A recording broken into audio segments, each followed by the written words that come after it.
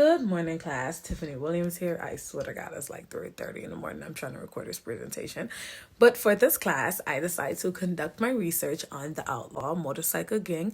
Some people might call it the Outlaw Motorcycle Club. I tend to see that most of my presentation might be long and extra, but I swear to God, it's filled with plenty of information. And I want to eliminate most of the talking that I be doing in the beginning and throughout the presentation. So what I'm doing right now, I am going to wrap it up. So stay tuned. Watch the presentation.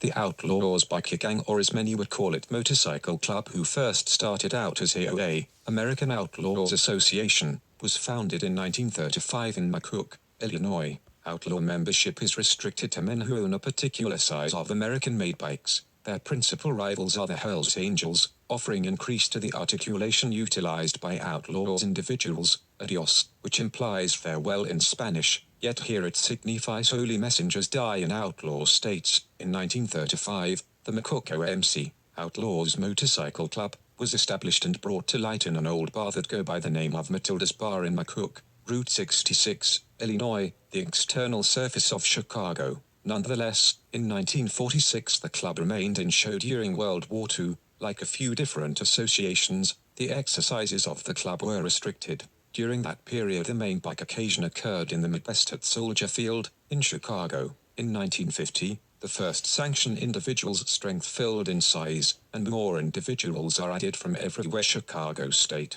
In that year, the individuals from the club chose to change the club name from the McCook Outlaws Club to the Chicago Outlaws and left McCook and set up in Chicago. The individuals additionally chose to change the club logo too. The public's concern about outlaw bikers will in general be very low when no news stories have been accounted for in the media. Be that as it may, everything necessary is one report of a demonstration of brutality for people in general to freeze. For example, the shooting of Philippe Boudreau, an Outlaws Part VP, in Quebec not long ago that was resolved to be identified with banned biker gang exercises. In spite of the fact that demonstrations of viciousness according to biker gangs is obvious in Canada, a great deal of degenerate conduct that is the foundation of these gangs is organized crime. The outlaw motorcycle subculture has been an interest for some researchers and criminologists throughout the long term. Their achievement in organized and white-collar crime have been quite compelling for researchers, police, and the media the same,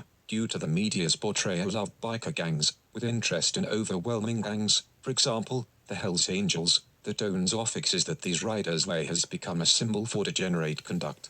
Outlaw motorcycle gangs started as small meetings that were included youngsters, normally marked as delinquent by their companions or authority figures yet were not really dangers to society. As gangs got greater, and time passed, gangs started to move towards moral crime, ultimately forming into organized and white-collar crime. Members of outlaw motorcycle clubs engage in unconventional behavior, often criminal behavior. In fact, many OMCs are more like gangs than clubs and are labeled outlaw motorcycle gangs, OMGs, by national and international law enforcement agencies. The threat of criminal activity by OMGs has been recognized as a problem by law enforcement officials. These clubs, or chapters of these clubs, have engaged in organized crime activities since the 1960s.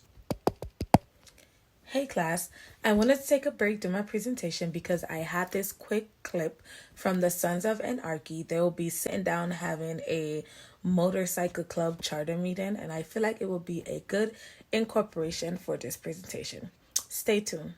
It makes sense for the Niners to push Lynn's territory into Ghost Town.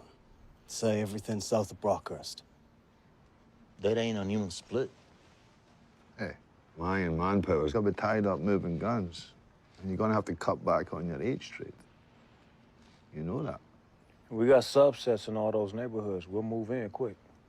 I can live with that, just as long as Niners know they got to pay the same price like everybody else. As long as you give us priority, sell to us first. Fair enough. What about Stockton? With me stepping down, 222s, they're gonna be pushing on Bislap blocks. Yeah, they already are, Holmes. We're down to a dozen guys, no way to recruit. Streets are waiting to see if we stay alive. But we can help you with the tools. Dante's a punk. Got no problem stepping on him till you guys grew up. Feel me? That'd be a big help. Yeah, big help. What you gonna want for that big help? Don't think you're just my charitable heart? Push our dope, or the business ceased. But we ain't about that. We ain't never been Yeah. about that. We can't do that. You're gone, Batum. We gotta survive, you know? Sit down with the Mayans. Talk, see if we can come up with a plan that works for everyone. And what about Borowski? I got him. Keep him in the dark. The Chinese power base is gone, but they still have a lot of players on the street. They already been reaching out down south. We gotta shut that down before we slam it into triads. Understood. We'll figure it out as soon as we nail down guns.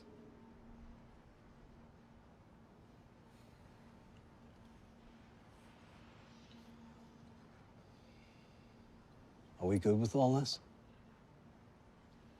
I need everyone's word.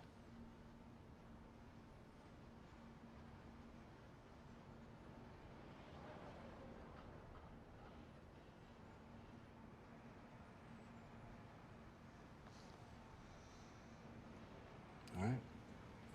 Let's go drink some piss-warm beer.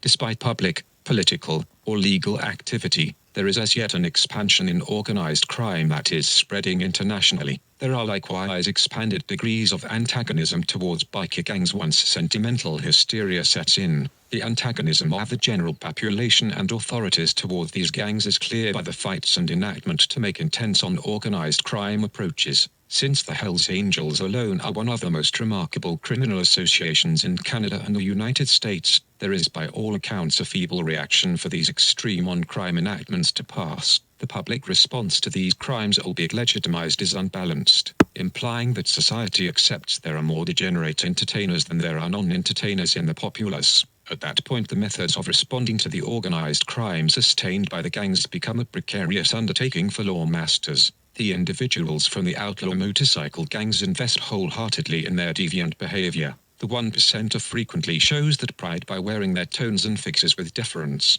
The media depicts biker gangsters as rebellious, discourteous, forceful, and savage. That persona is lauded by other gangsters, impelling a feeling of having a place with all individuals from the gathering who partake in degenerated behavior. A major piece of the character that biker gangsters long for is the fulfillment of acquiring their patches. Patches and tattoos reflect the sect-like symbolism of a gang's subculture and can provide information about a gang member's social history, such as past incarcerations, drug use, and allegiance to the gang. Central to the attire of outlaw bikers is the sleeveless and collarless jacket that identifies the specific club to which a biker belongs. These jackets, referred to as colors, are made from leather or denim. The patches, or rakas, that indicate full membership to an OMG are embroidered on a biker's colors and are regarded with great reverence by members and club affiliates. Biker gangs are degenerate, invest wholeheartedly in their demonstrations, show them off for all to observe, and take on a vacation of organized crime. It is turning into an expanding issue for law enforcement agents and society to direct the 1%er. Public response is negative, frightful, and is forming into a sentimental frenzy,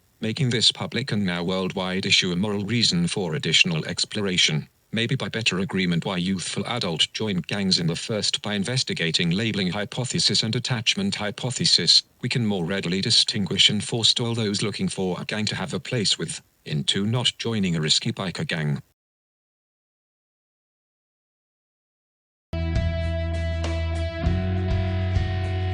We believe in going our own way, no matter which way the rest of the world is going.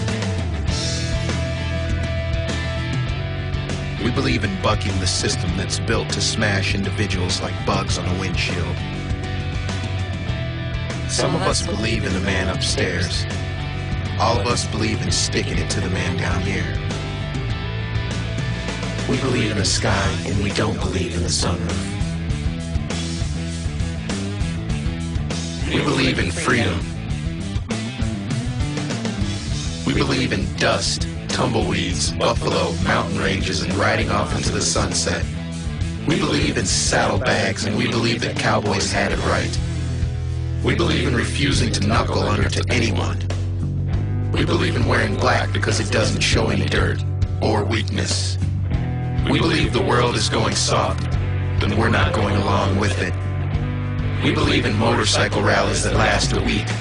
We believe in roadside attractions, gas station hot dogs, and finding out what's over the next hill. We believe in rumbling engines, pistons the size of garbage cans, fuel tanks designed in 1936, freight train-sized headlights, chrome and custom paint. We believe in flames and skulls. We believe life is what you make it, and we make it one hell of a ride. We believe the machine you sit on can tell the world exactly where you stand. We don't care what everyone else believes. Amen. That concludes my presentation on the Outlaw Motorcycle Gang. Stay liquid, everybody.